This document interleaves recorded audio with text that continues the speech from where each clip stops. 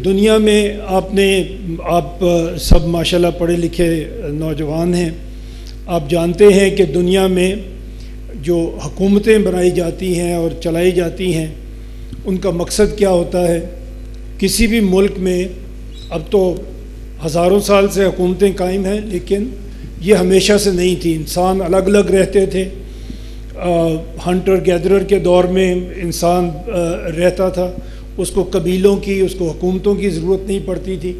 जैसे जैसे तमद्दुन ने तरक्की की, हमारी हुकूमतें बनना शुरू हुई, मुल्क बनना शुरू हुए, और फिर उसकी ज़रूरियात ने जन्म लिया कि जब आप एक मुआशरे में रहते हैं और इंसान की तरक्की के लिए आपको क्या काम करना पड़ता है, उन ज़रूरतों ने अपना सर उठाना शुरू किया और इंसानों ने अपने बादशाहों के मातहत रह के काम करना शुरू किया। और चंद सदियाँ पहले इंसान ने यह सोचा कि बादशाहत जो नस्ल दर नस्ल चलती है, ये हमारे मसाइल का हल नहीं है।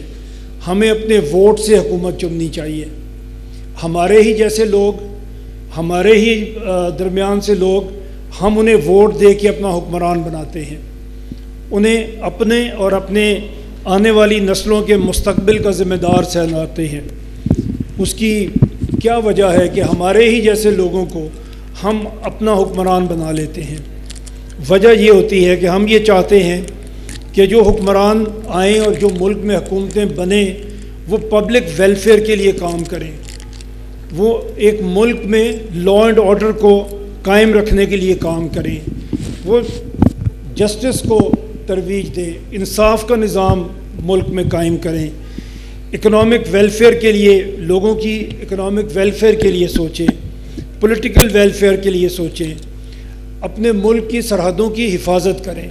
ये वो ज़िम्मेदारियाँ हैं जो ज़िम्मेदारियाँ दे के हम अपने हुक्मरानों को हुक्मरानी का हक़ देते हैं और उन्हें अपने ऊपर हुक्मरान बना के बिठा लेते हैं। दुनिया में जो जमहूरी मुआशरे हैं उसमें आम तौर पे 3 तरह की हुकूमतें हैं। उसमें फेडरेशन है, कन्फेडरेशन है और यूनिटरी गवर्नमेंट्स हैं। पाकिस्तान एक फेडरल हुकूमत रखता है, एक फेडरेशन है जिसके 4 सूबे हैं, और हम सिर्फ एक ही फेडरेशन है दुनिया में जिसमें उसका एक फेडरेटिंग यूनिट 52% ऑफ फेडरेशन है। मतलब ये है कि एक सूबा तीनों को मिला के भी, जो बाकी 3 सूबे हैं उनको मिला के भी उनसे बड़ा है। ये रिकॉर्ड सिर्फ दुनिया में हमने कायम किया। दुनिया में और कोई ऐसी फेडरेशन नहीं है जिसका एक फेडरेटिंग यूनिट बाकी सबसे बड़ा हो। जो तकसीम है हमारे सूबों की वो इस तरह से बनी, बदकिस्मती से मैं कहूँगा इस तरह से बनी कि एक सूबा आबादी के लिहाज से सबसे बड़ा है और एक सूबा रकबे के लिहाज से इतना बड़ा है, और उसकी आबादी इतनी कम है कि उसे एडमिनिस्ट्रेटिवली कंट्रोल करना इतने बड़े एरिया को ह्यूमनली पॉसिबल नहीं है। और ये चीज़ अब 80 साल में हमने साबित कर ली कि बलूचिस्तान के कुदरती वसाइल हों, उन्हें भी बलूचिस्तान की आवाम तक पहुँचाना मुमकिन नहीं है, और अभी जो लॉ एंड ऑर्डर की सिचुएशन वहाँ पे पैदा हुई है उसको भी कंट्रोल करना बिकॉज ऑफ देयर एरिया, वो हमारे लिए मुश्किल हो रहा है, मुमकिन नहीं हो रहा।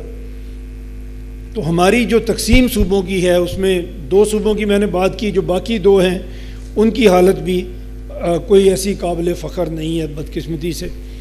मैं यहाँ अपनी बात शुरू करना चाहूँगा वर्ल्ड बैंक की एक रिपोर्ट से, जिसमें एक रिपोर्ट वर्ल्ड बैंक ने बनाई जिसका नाम उन्होंने पाकिस्तान एट 100 रखा। पाकिस्तान 2047 में 100 साल का हो जाएगा। अभी हम we are into our 79th year, तो 2047 में हम 100 साल के होंगे। इस रिपोर्ट में उन्होंने डिस्कस किया कि पाकिस्तान ने अगर मिडिल इनकम या अपर मिडिल इनकम कंट्री बनना है तो उसके लिए उसके रास्ते में रुकावटें कौन सी हैं। जो सबसे पहली रुकावट उन्होंने मेंशन की है वो हमारी रीजनल इनइक्वालिटीज़ हैं। हमारे मुल्क में जो भी तरक्की जैसी भी हुई वो एक जैसी तरक्की नहीं हुई। हमने पिछले 79 ईयर्स में सिर्फ 5 कैपिटल सिटीज़ को डेवलप किया है। अगर आप देखें सिंध में कराची के अलावा आपको कोई शहर ऐसा नहीं मिलेगा जहाँ पे बुनियादी सहूलतें मुयस्सर होंगी। पंजाब में हम सबको ये गिला है कि सारा जो बजट है वो लाहौर में लगाया जाता है। इसी तरह पेशावर सूबा सरहद का डेवलपमेंट बजट का ज़्यादा हिस्सा लेता है, और इसी तरह से कोयटा जैसी भी तरक्की बलूचिस्तान में है वो कोयटा के बाहर आपको नज़र नहीं आती। और Islamabad as a federal capital develop हो गया। तो 78 ईयर्स में हमने सिर्फ 5 कैपिटल सिटीज़ डेवलप किए हैं, और ये इतनी बड़ी एक रीजनल इनइक्वालिटी है। अगर आप सूबों में देखें तो पंजाब सबसे ज़्यादा डेवलप्ड है, अगर शहरों में देखें तो वो 5 कैपिटल सिटीज़ हैं। इसी तरह वीकनेस ऑफ इंस्टीट्यूशंस है, हमारे इदारे मजबूत नहीं हो सके, और उसमें भी शायद बहुत बड़ा हाथ इसीलिए है कि हमारे सूबे गवर्नेबल नहीं हैं। जो काम सूबों को करना चाहिए, जो मैंने अभी आपके सामने एक लिस्ट पढ़ी जिसके लिए हुकूमतें बनाई जाती हैं, सूबों ने वो काम करना था, अनफॉर्चुनेटली सूबे वो कर नहीं सके। और जैसे चौधरी साहब ने भी कहा, ऐसा नहीं है कि पिछले 80 ईयर्स में सब के सब हमारे जो हुक्मरान थे वो इनकॉम्पिटेंट थे या करप्ट थे। उनमें अच्छे लोग भी होंगे, लेकिन अच्छे लोग भी परफॉर्म नहीं कर सके क्योंकि परफॉर्मेंस के लिए उन्हें लेवल प्लेइंग फील्ड मिला ही नहीं है। तो हमें देखना है कि वो उसमें जो ये रिपोर्ट डिस्कस कर रही है कि वीक इंस्टीट्यूशंस और उसका नतीजा क्या निकलता है, उसका नतीजा करप्शन की सूरत में निकलता है। जब आपके इंस्टीट्यूशंस वीक होते हैं तो उस सोसाइटी में करप्शन ज़्यादा फलती फूलती है, क्योंकि आपको इंसाफ मिल नहीं रहा, इदारे अपने तौर पे कुछ कर नहीं सकते, वो सिर्फ ताकतवर के इशारे पे चलते हैं। और जमहूरियत तो बनाई ही इसलिए गई थी, अगर आप में कोई पॉलिटिकल साइंस के या सोशल साइंस के स्टूडेंट्स हैं तो वो जानते हैं कि हुकूमत इसीलिए बनाई जाती है कि कमज़ोर शख्स को, आम आदमी को ताकतवर के जुल्म और जबर से बचाया जा सके। हमारे यहाँ जब इदारे कमज़ोर होते हैं तो फिर एक आम आदमी जो है वो महफूज नहीं रह सकता किसी ताकतवर के जुल्म से।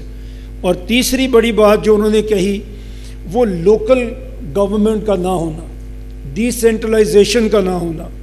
हमारे आज अगर हम देखें पाकिस्तान में तो हमें मुकम्मल सेंट्रलाइजेशन नज़र आती है। हमें लोकल गवर्नमेंट तो हमने कभी बनाई नहीं, कभी बनती है जब माशाअल्लाह लगता है, और जैसे ही जमहूरियत आती है तो सबसे पहले शहादत जो होती है वो लोकल गवर्नमेंट की होती है। और मैं ये मैंने लिखा भी कई जगह पे और मैं ये कहता भी हूँ कि 3 टीयर्स में, एक जो आपकी फेडरल गवर्नमेंट है, दूसरी प्रोविंशियल गवर्नमेंट और तीसरी लोकल गवर्नमेंट। इसमें 2 ऊपर वाली हुकूमतें तो हुकूमत करने के लिए हैं, आपकी खिदमत करने के लिए अगर कोई हुकूमत है तो वो लोकल गवर्नमेंट है जिसने आप